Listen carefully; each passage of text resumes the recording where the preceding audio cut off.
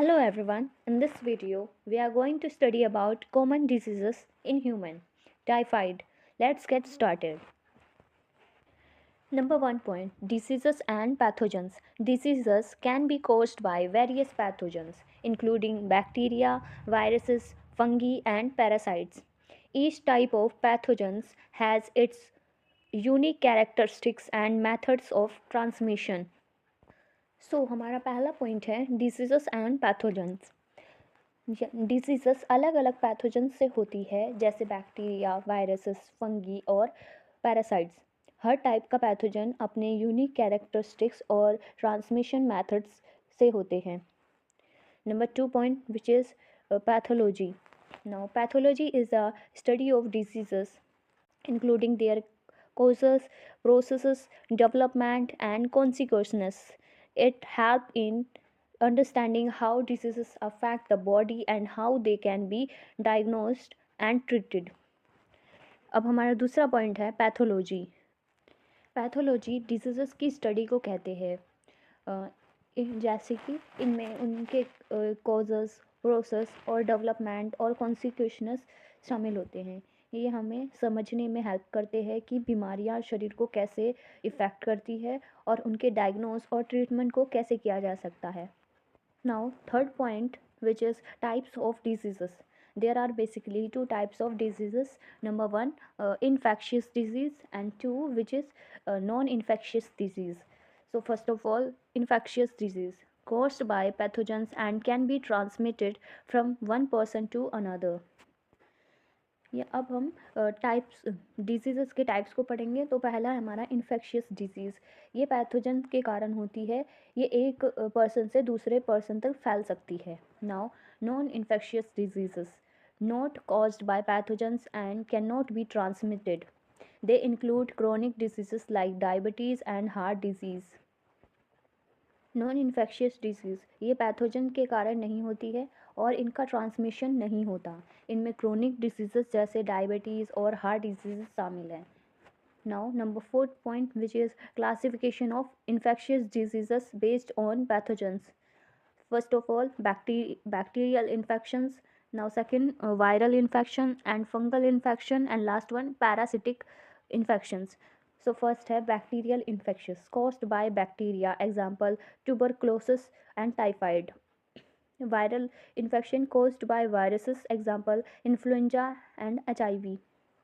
Fungal infection caused by fungi, examples athletes, foods and candidiasis. Parasitic infections caused by parasites, example malaria and गार्डियसिस. अब हम fourth point जो है हम classification पढ़ेंगे pathogens. Infectious disease की classification को पढ़ेंगे बेस्ड ऑन पैथोजेंस के. तो पहला है बैक्टीरियल इन्फेक्शन. ये बैक्टीरिया के कारण होता है जैसे ट्यूबरकुलोसिस और टाइफाइड. नंबर 2 है वायरल इन्फेक्शंस. ये वायरसेस के कारण होती है जैसे इन्फ्लुएंजा और HIV. और फंगल इन्फेक्शंस ये फंगी के कारण होती है जैसे कि एथलीट, फूड, कैंडिडाइसिस.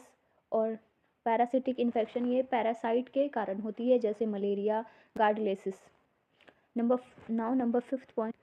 अब हम बैक्टीरियल डिजीज़ टाइफाइड को डिटेल में पढ़ेंगे. Now bacterial diseases typhoid fever. Pathogen typhoid fever is caused by the bacterium Salmonella typhi. Transmission. It spreads through contaminated food and water or through close contact with someone who is infected. Bacterial diseases typhoid fever. पहला है pathogen. Typhoid fever का कारण है bacterium salmonella typhi. ये एक bacteria जो salmonella typhi होती है इसकी वजह से हमें टाइफाइड फीवर होता है. Now transmission. ये कैसे फैलता है? ये कंटामिनेटेड फूड और वाटर या किसी इन्फेक्टेड पर्सन के क्लोज कॉन्टैक्ट से फैलता है. अब हम सिम्टम्स को पढ़ेंगे कि टाइफाइड के क्या क्या सिम्टम्स होते हैं.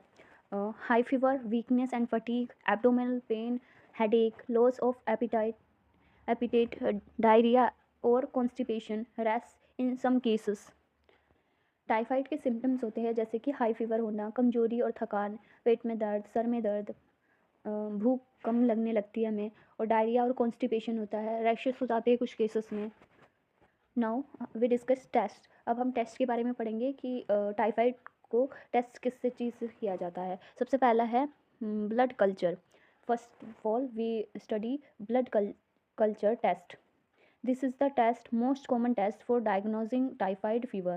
It detects the presence of Salmonella typhi in the blood. Test जो पहला टेस्ट है वो ब्लड टेस्ट कल्चर होता है। ये टाइफाइड फीवर डायग्नोज करने के लिए सबसे कॉमन टेस्ट है। ये ब्लड में साल्मोनेला टाइफी मौजूदगी को टेस्ट करता है। सेकंड टेस्ट है Widal test. This this test This serological test detects antibody against Salmonella in the blood, although it is less specific. Number दूसरा टेस्ट है विडाल टेस्ट। ये सोरोलॉजिकल टेस्ट ब्लड में salmonella के खिलाफ एंटीबायोटिक को डिटेक्ट करता है, लेकिन ये कम स्पेसिफिक होता है। थर्ड टेस्ट है हमारा stool culture. This test can also use to detect the bacteria in the stool. ये जो टेस्ट होता है ये टेस्ट भी स्टूल में बैक्टीरिया को डिटेक्ट करने के लिए यूज़ किया जा सकता है। Typhoid fever can be treated with antibiotics and vaccination is available for prevention specially in area where the disease is common. Typhoid का ट्रीटमेंट एंटीबायोटिक से होता है और प्रिवेंशन के लिए वैक्सीनेशन अवेलेबल है, खासतौर पर उन एरियाज़ में जहाँ ये बीमारी आम है। Now we discuss about Typhoid Mary. Typhoid Mary or Mary Mallon is a historical figure associated with the spread of typhoid fever. She was an Irish immigrant who came to America in the early 90s. 19 typhoid Mary यानी कि typhoid Mary Mallon एक historical figure है जो typhoid fever को spread करने से जुड़ी हुई है। ये एक एरिश इमिग्रेंट थी जो 19 सदी के शुरुआत में अमेरिका आई थी। Now background. Mary Mallon was called typhoid Mary because she was a carrier of the typhoid fever bacteria without showing any symptoms herself. This means that she never suffered from the disease, but the Salmonella typhi bacteria was present in her body. Mary Mallon को typhoid Mary इसलिए कहा गया है क्योंकि वो बिना किसी symptoms के टाइफाइड फीवर का कैरियर थी। इसका मतलब है कि वो खुद कभी भी इस बीमारी से मतलब उन्हें ये पता नहीं था कि उन्हें ये बीमारी है, लेकिन उसके शरीर में साल्मोनेला टाइफी बैक्टीरिया मौजूद था।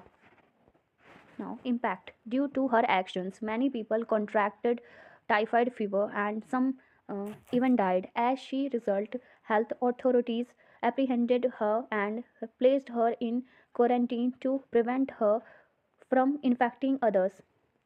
इसका इम्पैक्ट जो है उसकी वजह से क्या हुआ, उसकी वजह से कई लोगों को टाइफाइड फीवर हुआ और कुछ लोगों की तो मौत भी हो गई। इस वजह से हेल्थ अथॉरिटीज़ ने उसे पकड़ लिया और क्वारंटाइन कर दिया ताकि वो दूसरों को इन्फेक्ट ना कर सके। Now quarantine.